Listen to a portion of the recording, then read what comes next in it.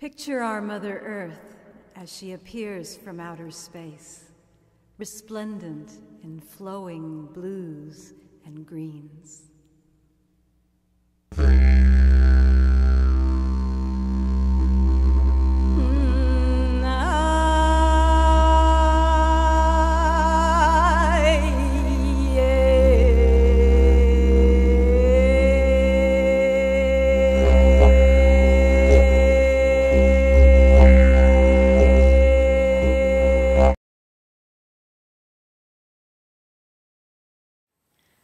So yellow is the color of happiness. It's very uplifting. It's a color of sunshine. It puts you in a good mood. It's relaxing. It helps you become expansive.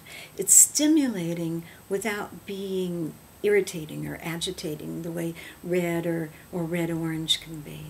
It's, again, a very sociable color. This is your center of personal power.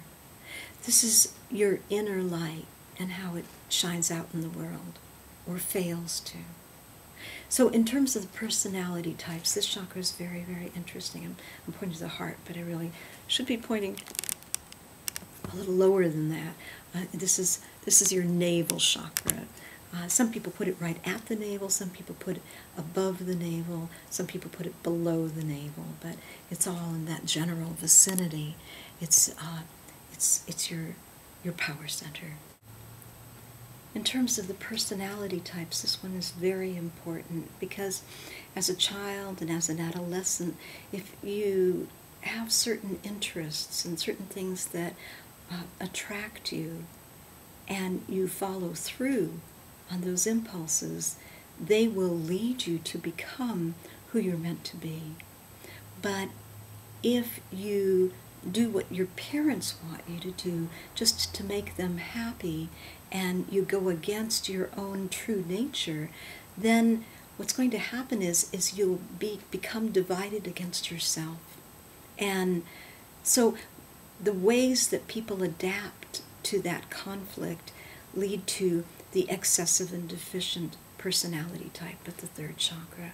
So for example, if you give up your desire to become a musician and follow your parents' desire for you to become a lawyer or a doctor, you're going to be constantly pushing yourself to become an achiever in that direction, and you're liable to become a workaholic.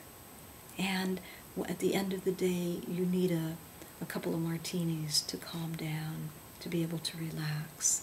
So this is the typical excessive third chakra personality. On the other hand, you may go the opposite way to not do what your parents wanted you to do, to become a rebel and to become a deliberate underachiever. And then you become the third chakra deficient personality, where you just live in a fantasy world. This is often people who become addicted to marijuana, and they prefer to just sit around and have fantasies about what they could do instead of actually going out in the world and doing those things, which is what the balanced third chakra personality would be more inclined to do. When an adult has a third chakra balanced personality, then they will find the work that gives them fulfillment, and they will do it. Whether that's the work that actually brings them money or not isn't really important. Just that they will do their work. They maybe have another work that brings in money for them, but the important thing is that they know what's fulfilling to them, and that they have found a way to do that in the world. Now, if you're not sure what your work is, what would make you feel most fulfilled, think about what really turned you on as a child, what kinds of things you really enjoyed doing as a child, and that will give you clues about what your natural inclination is and what makes you feel most fulfilled. And try not to attach value judgments to to whatever that is. And try and give yourself permission to spend time playing at doing those kinds of things and see where it leads.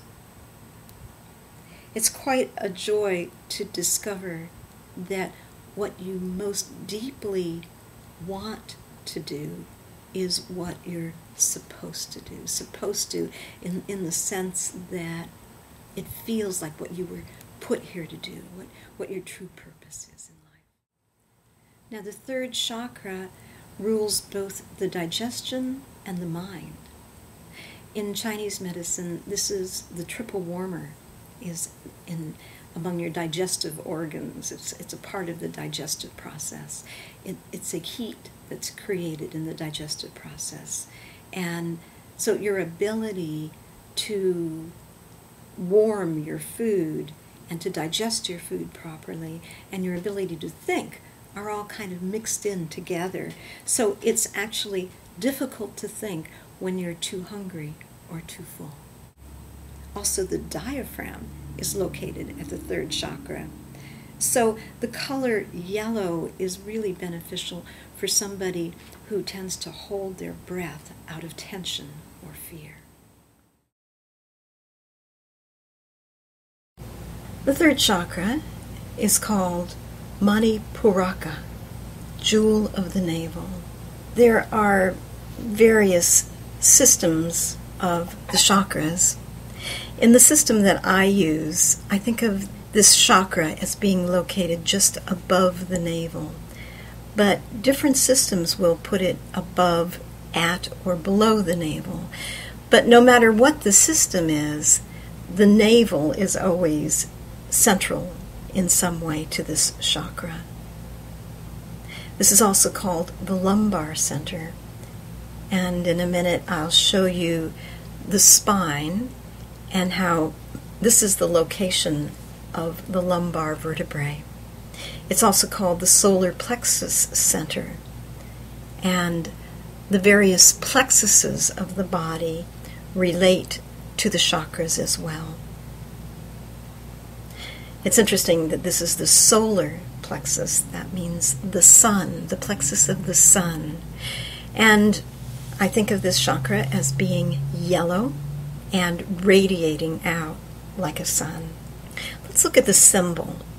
Here we have a triangle pointing down with swastika marks on three sides.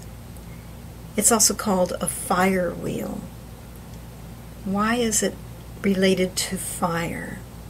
We've mentioned already that it's associated with the sun, the solar plexus, and it's also the center of the ego, and it's also the center of digestion.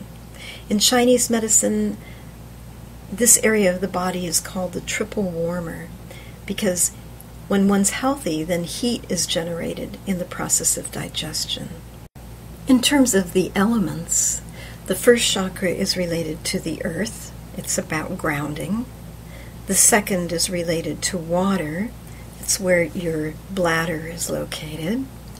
The third is fire, as we've just mentioned. And the fourth is air. That's where your lungs are. This is also called the celiac plexus, C-E-L-I-A-C, which simply means that it relates to the abdomen or the abdominal cavity. It's also called the Manipura. It's just another name for it. And the Manipura radiates prana, energy, to the whole body. Exactly like the Dantian in Qigong. By the way, a plexus is a complex network of nerves.